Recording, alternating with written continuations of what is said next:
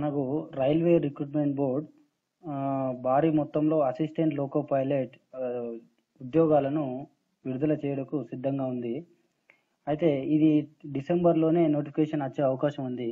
So మనకు notification వచ్చినాక time తక్కువ ఉంటుంది కాబట్టి మనం ముందే అసలు దాని సిలబస్ ఏంది, దాన్ని ఎట్లా జాబ్ కొట్టాలంటే మనం ఏం చేయాలి, ఏం చదవాలి అనే దానికి అవగాహన కోసం ఈ వీడియో చేయడం జరుగుతుంది. అయితే మనకు ఈ రైల్వే రిక్రూట్మెంట్ బోర్డు అనేది మన దేశంలో 21 రిక్రూట్మెంట్ బోర్డులు ఉన్నాయి. అయితే ఒక్కొక్క రిక్రూట్మెంట్ బోర్డు ఒక్కొక్క మార్క్స్ పెట్టడం జరుగుతుంది. ఒక బోర్డు ఏమో 120 మార్క్స్ పెడుతుంది, ఒక బోర్డు ఏమో 100 మార్క్స్ పెట్టడం జరుగుతుంది. అయితే మన సౌత్ సెంట్రల్ రైల్వే అయితే లాస్ట్ ఇయర్ 100 పెట్టింది. అయితే మేము ఎందుకని మంచిదని ఇటు 120 మార్క్స్ క్యాలిక్యులేట్ చేసుకొని అసలు సిలబస్ ఏంటి అనేది మీకు చెప్పబోతున్నాం. ఒకవేళ మనకు 100 మార్క్స్కే పేపర్ వచ్చిందంటే ఇక్కడ జనరల్ అవేర్నెస్ ఉంది కదా, దీని నుంచి 5 మార్క్స్ తగ్గించడం జరుగుతుంది. అంటే 20 మార్క్స్ వస్తాయి అనమాట. ఇక్కడ 20 మార్క్స్ ప్లస్ ఇక్కడ టెక్నికల్ ఎబిలిటీ ఉంది కదా, దీంట్లో 25 మార్క్స్ వస్తాయి. మరియు ఇక్కడ రీజనింగ్ వచ్చి జనరల్ సైన్స్లో 10 మార్క్స్ తగ్గించడం జరుగుతుంది. అంటే ఇక్కడ 20 మార్క్స్ వస్తాయి అట్లా. సో ఇవి తగ్గించేసి టోటల్ ఇక్కడ 100 మార్క్స్ నింపడం జరుగుతుంది. దీనికి మనకు టైం ఎంత ఉంటుంది అంటే 90 మినిట్స్ ఉంటుంది అనమాట. అయితే ఇప్పుడు మనం ఒక్కొక్క దాని గురించి బ్రీఫ్గా డిస్కస్ చేసినట్టయితే ఫస్ట్ జనరల్ అవేర్నెస్లో ఏమేమి ఉంటాయని చూద్దాం. ఇక్కడ ఫస్ట్ ఇండియన్ పాలిటీ భారతదేశ రాజకీయ వ్యవస్థ ఎట్లుంది, మన స్వాతంత్రం తర్వాత మన పరిపాలన అనేది ఏ విధంగా ఉంది, ఎంతమంది ప్రధానమంత్రులు మనల్ని పాలించారు, వాళ్ళ పదవి కాలం ఎంత, ఎన్ని సంవత్సరాలు పాలించినారు, రాష్ట్రపతులు ఎవరు, వాళ్ళ టైమింగ్స్ ఏంటి, వాళ్ళ పాలన కాలం ఏంది, ఎన్ని కాన్స్టిట్యూషనల్ అమెండ్మెంట్ జరిగినాయి, ఎన్ని సవరణలు జరిగినాయి, ఎన్ని రాజకీయ వ్యవస్థలు మారినాయి అనే దాని మీద ఎక్కువ క్వశ్చన్స్ అడిగే అవకాశం ఉంటుంది. ఇక coming to the Indian economy అంటే ఏంటంటే మన స్వాతంత్రం తర్వాత మన గ్రోత్ రేట్ అనేది ఎలా ఇంక్రీజ్ అవ్వకుండా వచ్చింది, ఎలా డిక్రీజ్ అయింది, మన ఎక్స్పోర్ట్స్ ఏంది, మన ఇంపోర్ట్స్ ఏంది, మన దగ్గర ఉన్న డబ్బు యొక్క విలువ ఎంత, మన రూపీ యొక్క కరెన్సీ విలువ ఎంత, మన అన్ని దాని గురించి డిస్కస్ చేయడం జరుగుతుంది. దాని గురించి వచ్చే క్వశ్చన్స్ రావడం జరుగుతుంది. అయితే తర్వాత ఎకానమీలో మనం మర్చిపోయినాం 5 years ప్లాన్ నుంచి ఒక క్వశ్చన్ వచ్చే అవకాశం ఉంది. 5 years ప్లాన్స్ ఉన్నాయి కదా మనకు. ఇది రీసెంట్గా 5 years ప్లాన్స్ తీసేసి నీతి ఆయోగ్ పెట్టినారు, అది తెలిసినదే. అయితే 5 years ప్లాన్స్ నీతి ఆయోగ్ గురించి ఎక్కువ అడిగే అవకాశం ఉంది. Current affairs and national international. ఈ కరెంట్ అఫైర్స్ అంటే మనకు సపరేట్గా బయట బుక్స్ అంటే అలాంటి ఏమి ఉండవు. మీరు రోజు కనుక ఏదైనా నేషనల్ న్యూస్ పేపర్ కానీ చదివినట్టయితే మీరు ఈ సెక్షన్లో మార్కులు సాధించే అవకాశం ఉంటుంది. అంటే ఎగ్జాంపుల్ హిందూ కావచ్చు, డక్కన్ క్రానికల్ కావచ్చు. అయితే మీరు ఇంగ్లీష్ కొంచెం వీక్ అయినట్టయితే better to choose Deccan or Hindu. And next history and culture of India. History అనేది మనం 3 కాలాలుగా విభజించుకున్నాం: ప్రాచీన కాలం, మధ్యయుగ కాలం అండ్ ఆధునిక కాలం. మనకు సెంట్రల్ ఎగ్జామ్స్లో ఎప్పుడైనా కానీ మధ్యయుగ కాలం నుంచి ఎక్కువ క్వశ్చన్స్ రావట్లేదు చాలా రోజుల నుంచి. వస్తే ప్రాచీన కాలం నుంచి వస్తున్నాయి, లేకపోతే ఆధునిక కాలం నుంచి వస్తున్నాయి. సో ఈ 2 పార్ట్స్ మీద మీరు ఎక్కువ కాన్సన్ట్రేట్ చేయాల్సి ఉంటుంది. Next culture of India. మన ప్రాచీన కాలం నుంచి మన కల్చర్ ఎట్లుంది, ఇప్పుడు కల్చర్ ఎట్లుంది, మన కల్చర్ ఏ విధంగా డెవలప్ అయినాం, మన డ్యాన్సులు ఏంటి, ఇప్పుడు ఫర్ ఎగ్జాంపుల్ ఒక్కొక్క రాష్ట్రానికి ఒక్కొక్క రకమైన డ్యాన్స్ ఉంటుంది, ప్రత్యేకమైన డ్యాన్స్. ఆ కల్చర్ ఏంది, ఎక్కడ ఒక్కొక్క రాష్ట్రం ప్రజల యొక్క సంస్కృతి ఏంది అనే దాని గురించి క్వశ్చన్స్ అడిగే అవకాశం ఉంటుంది. నెక్స్ట్ జియోగ్రఫీకి సంబంధించి ఎలాంటి క్వశ్చన్స్ అడుగుతారంటే, ఇప్పుడు సపోజ్ మన ఇండియా యొక్క శీతోష్ణ స్థితి ఏంది, మన హిమాలయాల దగ్గర క్వశ్చన్స్. నెక్స్ట్ కిందికి దక్కన్ పీఠభూమి ఏంది, ఇక్కడ శీతోష్ణ స్థితి ఏంది, అక్కడ శీతోష్ణ స్థితి ఏంది, అక్కడ నదులేంది, నార్త్ ఇండియా యొక్క నదులేంది, సౌత్ ఇండియా నదులేంది, మరియు ఆ నదుల పక్కకున్న నగరాలు ఏంటి, దానిపైన క్వశ్చన్స్ అడిగే అవకాశం ఉంటుంది. ఇక ఇండియన్ కాన్స్టిట్యూషన్ అంటే ఇండియన్ కాన్స్టిట్యూషన్ తయారు చేయడం అంటే ఫార్మేషన్ ఆఫ్ మన రాజ్యాంగం నిర్మాణం ఎలా జరిగింది, దాంట్లో ఉన్న ఆర్టికల్స్ ఏంటి, ఎన్ని ఆర్టికల్స్ ఉన్నాయి, ఎన్ని పార్ట్స్ ఉన్నాయి, ఎన్ని షెడ్యూల్స్ ఉన్నాయి అనే వాటి మీద కాన్సన్ట్రేట్ చేయాల్సి ఉంటుంది. Next science and technology. ఇప్పుడు సైన్స్ అండ్ టెక్నాలజీ అంటే మన ఇండియాలో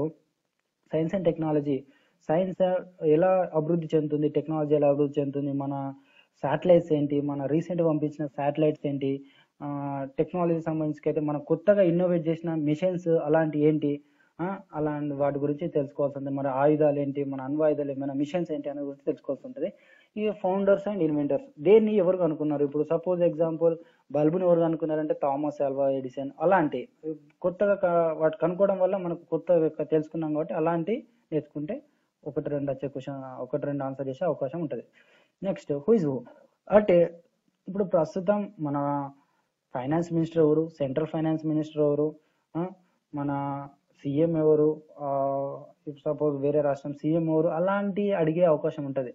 సో దీని నుంచి ఒక క్వశ్చన్ అట్లా వచ్చే అవకాశం ఉంటుంది, దాన్ని ప్రిపేర్ కావాల్సి ఉంటుంది. Next books and authors. అయితే రీసెంట్గా వచ్చిన బుక్స్ మార్కెట్స్ అంటే అవి ఎవరు రాసి ఉండాలి, అయితే ఎందుకు ఇంపార్టెంట్ అయితే అంటే ఫేమస్ పర్సన్స్. ఎవరైతే ఫేమస్ పర్సన్స్ ఉంటారో వాళ్ళు రాసిన బుక్స్, ఆ బుక్ పేరేంటి అనే దాని మీద క్వశ్చన్స్ అడిగే అవకాశం ఉంది. ఇది ప్రతిసారి ఒక క్వశ్చన్ కంపల్సరీ వస్తుంది. ఏ సెంట్రల్ అయిన ఎగ్జామ్, ఆర్ఆర్బి కానీ ఏ సెంట్రల్ అయినా కానీ, సిజిఎల్ కానీ ఏ సెంట్రల్ ఎగ్జామ్ నుంచి అయినా వచ్చే అవకాశం ఉంది. Next sports information. రీసెంట్గా జరిగిన ఇంటర్నేషనల్ స్పోర్ట్స్ కానీ నేషనల్ స్పోర్ట్స్ కానీ వాటి రన్నర్ ఎవరు, విన్నర్ ఎవరు అని పూర్తి సమాచారం మన దగ్గర ఉన్నట్టయితే ఒకటి లేదా రెండు క్వశ్చన్స్కి ఆన్సర్ చేయగలం. National and international organisations. National and international organisation మనకు చాలా ఆర్గనైజేషన్ ఉన్నాయి. నేషనల్ అండ్ ఇంటర్నేషనల్ ఆర్గనైజేషన్ చాలా ఉన్నాయి. అందులో ముఖ్యంగా ఇప్పుడు ఐక్యరాజ్య సమితి, యుఎన్ఓ, ఐక్యరాజ్య సమితి కానీ, సార్క్ కానీ, బ్రిక్స్ కానీ ఇలాంటి ఆర్గనైజేషన్స్ ఉన్నాయి. అంటే వాటి ఆర్గనైజేషన్ ఏంది, వాళ్ళ సమావేశాలు ఎక్కడ జరుపుకుంటున్నారు, నెక్స్ట్ ఇయర్ ఎక్కడ జరుపుకుంటారు, ఏం డిసిషన్ తీసుకున్నారు ఈ ఇయర్, అలాంటి వాటి మీద అడిగే అవకాశం ఉంటుంది. Next issues related to our country. ఇప్పుడు మన దేశంలో జరుగుతున్న ఇష్యూస్ ఏంటి. ఫర్ ఎగ్జాంపుల్ మన దేశంలో ఇప్పుడు కరెన్సీ అనేది చేంజ్ చేయడం జరిగింది. ఎందుకు చేంజ్ చేయడం జరిగింది, వాటి ప్లేస్లో ఏం వచ్చినాయి, దానివల్ల ఫలితాలు ఏంటి అనే వాటి మీద ఎక్కువ క్వశ్చన్స్ అడిగే అవకాశం ఉంటుంది. నెక్స్ట్ ఇవి అయిపోయిన తర్వాత నెక్స్ట్ అర్థమెటిక్ అండ్ అప్టిట్యూడ్ సిలబస్కి వచ్చినట్టయితే అయితే ఇప్పుడు మనం ఎక్కువ వీటి మీద కాన్సన్ట్రేట్ చేసినట్టయితే ఇప్పుడు 25 మార్క్స్లో 20 మార్క్స్ ఈజీగా గెయిన్ అయ్యే అవకాశం ఉంటుంది. ఎందుకంటే ఈ టాపిక్స్ నుండి ఈజీగా వస్తాయి. Number systems. ఇప్పుడు నెంబర్ సిస్టమ్ అంటే మన నెంబర్స్ మీద ఎక్కువ క్వశ్చన్స్ అడిగి ఉంటాయి. అంటే ఇప్పుడు నెంబర్స్ మీద బేస్ అయి ఉండే క్వశ్చన్స్. అంటే ఇప్పుడు 2 into some 234 అనుకో, 234. సో ఇది చేయడం వల్ల మనకు వచ్చే ఆన్సర్లో యూనిట్స్ డిజిట్ ఏంది, టెన్స్ డిజిట్ ఏంది అని అడిగే అవకాశం ఉంటుంది. అంటే నెంబర్స్ మీద ఎక్కువ ప్రాబ్లమ్స్ ఉంటాయి అన్నమాట. ఇక సింప్లిఫికేషన్కి వచ్చినట్టయితే ఒక ఇప్పుడు సూక్ష్మీకరించండి అంటారు కదా, ఆ సూక్ష్మీకరించడం మీద క్వశ్చన్స్ ఉంటాయి. ఒక సమీకరణం ఇచ్చి దాన్ని సూక్ష్మీకరించాలన్నమాట. హెచ్సిఎఫ్ అంటే కాసాగు గాసాగా, తెలుగులో చెప్పాలంటే కాసాగు గాసాగా. దీని నుంచి ఒక క్వశ్చన్ వచ్చే అవకాశం ఉంటుంది. దాని మీద అంటే మామూలుగా 3-4 మోడల్స్ ఉంటాయి, అవి ప్రిపేర్ అయితే సరిపోతుంది. Decimal fractions. ఇప్పుడు డెసిమల్ ఫ్రాక్షన్స్ ఎక్కువ ఆరోహణ క్రమం అవరోహణ క్రమంలో మార్చండి అంటుండే. ఇప్పుడు 1/2, 1/3, 2/3 ఇలాంటి ఫ్రాక్షన్స్ ఇచ్చేసి వీటిని ఆరోహణ క్రమంలో మార్చండి లేదా అవరోహణ క్రమంలో మార్చండి, వాటి వాల్యూస్ తెలపండి అనే క్వశ్చన్స్ అడిగే అవకాశం ఉంటుంది. Next ratios and prepositions. ఇప్పుడు రేషియోస్ అండ్ ప్రపోజిషన్స్ గురించి అలిగేషన్ మెథడ్ నుంచి ఎక్కువ క్వశ్చన్స్ అడిగే అవకాశం ఉంది. అంటే పాలు నీళ్ళ మిశ్రమము, రేషియోస్, ప్రపోజిషన్స్ అలా అడిగే అవకాశం ఉంటుంది అనమాట. ఇక కమింగ్ టు ద పర్సంటేజెస్, భాగస్వామ్యుల పర్సంటేజ్లు ఎంత, అట్లా అడిగే అవకాశం ఉంటుంది. Next time and work. వ్యక్తులు వారు చేసే పని, వాటి సామర్థ్యం, వాటి మీద అడిగే అవకాశం ఉంటుంది. Time and distance. ఇప్పుడు వాళ్ళ స్పీడ్ మీద కానీ, బోట్స్ కానీ, ట్రైన్స్ ఒకే దిశలో వెళ్తే ఎట్లుంటుంది, 2 దిశలో వెళ్తే ఎట్లుంటుంది, వాటి స్పీడ్ ఏంటి, వాటి మీద అడిగే అవకాశం ఉంటుంది.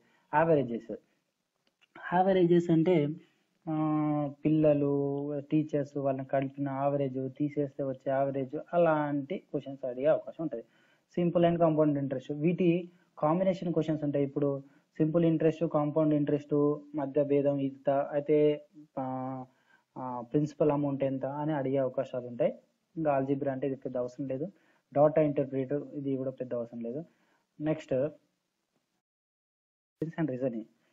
ఇందులో నెంబర్ సిరీస్ మీద ప్రాబ్లమ్స్ ఉంటాయి. ఇప్పుడు 1, 2, 3 ఇవన్నిటిని ఏమంటారు, సహజ సంఖ్యలు అంటారు.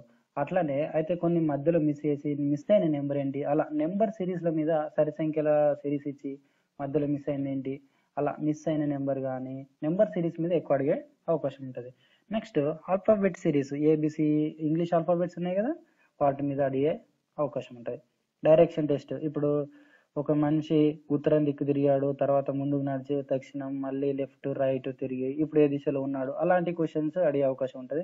నెక్స్ట్ కోడింగ్ అండ్ డికోడింగ్ నుంచి బరాబర్ 2 క్వశ్చన్లు వచ్చే అవకాశం ఉంటుంది. అంటే ఇప్పుడు సపోజ్ నరేష్ అనే పదాన్ని 1, 2, 3, 4, 5గా రాసినట్టయితే రాజు అనే పదాన్ని ఏ విధంగా రాయాలి, అలాంటి క్వశ్చన్స్ అడిగే అవకాశం ఉంటుంది. నంబర్ ర్యాంకింగ్, ఇప్పుడు కింద నుంచి రాజు ర్యాంకింగ్ 5, పైనుంచి నరేష్ ర్యాంకింగ్ 2, అయితే వాళ్ళిద్దరి మధ్యలో ఎంతమంది ఉన్నారు, అలాంటి క్వశ్చన్స్ అడిగే అవకాశం ఉంటుంది. ఆర్థమెటిక్ రీజనింగ్ అంటే కొంచెం నెంబర్ సిస్టమ్ మీద బేస్ అయి ఉండే రీజనింగ్ అడిగే అవకాశం ఉంటుంది. దీని నుంచి అడిగితే అడగొచ్చు, లేకపోతే ఇది కొంచెం హై లెవెల్ అనమాట. నెక్స్ట్ ఏజెస్ మీద పక్కా 1 క్వశ్చన్, బ్లడ్ రిలేషన్ మీద 1 క్వశ్చన్, అనాలజీ అంత కాకపోవచ్చు, డిసిషన్ మేకింగ్ మీకు దీని నుంచి పక్కా క్వశ్చన్ వచ్చే అవకాశం ఉంటుంది. Mirror images, cubes and dice ఇది వచ్చే అవకాశం ఉంటుంది. గ్రూపింగ్ ఐడెంటికల్ ఇదంతా అవసరం లేదు. నెక్స్ట్ మనం కొన్ని డిస్కస్ చేయాల్సింది ఏంటంటే, మన ఉన్న 5 సెక్షన్లలో జనరల్ అవేర్నెస్ డిస్కస్ చేసినాం, ఆర్థమెటిక్ డిస్కస్ చేసినాం, జనరల్ ఇంటెలిజెన్స్ డిస్కస్ చేసినాం, రీజనింగ్ డిస్కస్ చేసినాం, జనరల్ సైన్స్ డిస్కస్ చేయలేదు. జనరల్ సైన్స్లో ఏముంటాయంటే 3 పార్ట్స్ ఉంటాయి. ఏంటంటే బయాలజీ, ఫిజిక్స్, కెమిస్ట్రీ అని 3 ఉంటాయి. బయాలజీ నుంచి వచ్చే దాంట్లో ఇప్పుడు మనకి జనరల్ సైన్స్ నుంచి 20 మార్కులు వస్తున్నాయి. దీంట్లో 8 మార్కులు దగ్గర అప్రాక్సిమేట్లీ 8 మార్కులు బయాలజీ నుంచి వస్తాయి అనమాట. బయాలజీ అంటే డెప్త్ బయాలజీ కాదు, జనరల్ బయాలజీ అంటే ప్రతి మానవునికి తెలిసి ఉండాల్సిన బయాలజీ. అంటే ఫర్ ఎగ్జాంపుల్ విటమిన్స్ ఏంటి, డిసీజెస్ ఏంటి, వాటిని తట్టుకోవాలంటే మనం నిరోధించాలంటే ఏం చేయాలి, అది జనరల్ బయాలజీ అనమాట. నెక్స్ట్ ఫిజిక్స్ గురించి తెలుసుకున్నట్టయితే ఇప్పుడు కైనెటిక్ ఎనర్జీ, అలాంటి ఎనర్జీస్ ఏంటి, శక్తి ఏంటిది, అయితే స్థితి శక్తి ఏంటి, గతి శక్తి ఏంటి, సౌండ్ ఏంటి, సౌండ్ మీద ఎక్కువ క్వశ్చన్స్ అడుగుతాయి. సౌండ్ అండ్ లైట్ మీద ఎక్కువ అడిగే అవకాశం ఉంటుంది. లైట్ యొక్క ప్రాపర్టీస్ అంటే ధర్మాలు వాటి మీద బేస్ క్వశ్చన్స్ ఉంటాయి. నెక్స్ట్ కెమిస్ట్రీ అంటే బట్టి కెమిస్ట్రీ కాదు, అప్లైడ్ కెమిస్ట్రీ. మన నిజ జీవితంలో మనం వాడుతున్న పదార్థాలు కెమిస్ట్రీకి ఏ విధంగా ఎలా రియాక్ట్ అవుతున్నాయి అనే అప్లైడ్ కెమిస్ట్రీ మీద ఎక్కువ క్వశ్చన్స్ అడుగుతున్నాడు. Next technical ability. ఈ టెక్నికల్ ఎబిలిటీలో మనకు 4-5 బ్రాంచెస్ ఉంటాయి. ECE, mechanical, EEE, automobile, civil, అలా ఉంటాయి. సిఎస్సి అలా ఉంటాయి అన్నమాట. అయితే ఈ అన్నిటి నుంచి మనకు 25 బిట్స్ వచ్చే అవకాశం ఉంటుంది. అయితే 25 బిట్స్ నుంచి మనం బేసిక్గా ఎక్కువ ఈసీఈ నేర్చుకుంటే ఎక్కువ గెయిన్ అయ్యే అవకాశం ఉంటుంది. ఎందుకంటే ఇప్పుడు రైల్వే డ్రైవింగ్ అనేది ఎక్కువ సిగ్నలింగ్ మీద ఆధారపడి ఉంటుంది. సిగ్నలింగ్ అంటే బేసిక్గా కమ్యూనికేషన్ అంటే ఈసీఈలో వస్తుంది. కాబట్టి ఈసీఈ సబ్జెక్ట్ని కొంచెం ప్రిపేర్ అయితే ఎక్కువ గెయిన్ అయ్యే అవకాశం ఉంటుందని నేను అనుకుంటున్నా. అయితే మనకు నోటిఫికేషన్ వచ్చినాక 45 రోజులు టైం మాత్రం ఇస్తాడు. కాబట్టి ఉన్న సమయాన్ని యూజ్ చేసుకొని ఈ సిలబస్ని మాత్రం చదివినట్టయితే మీరు ఈజీగా జాబ్ కొట్టగలుగుతారు. మీరు కొడతారని నేను ఆశిస్తున్నాను. ఈ వీడియో కనుక మీకు నచ్చినట్టయితే వీడియోని లైక్ చేయండి. Please subscribe to me this channel. Thank you.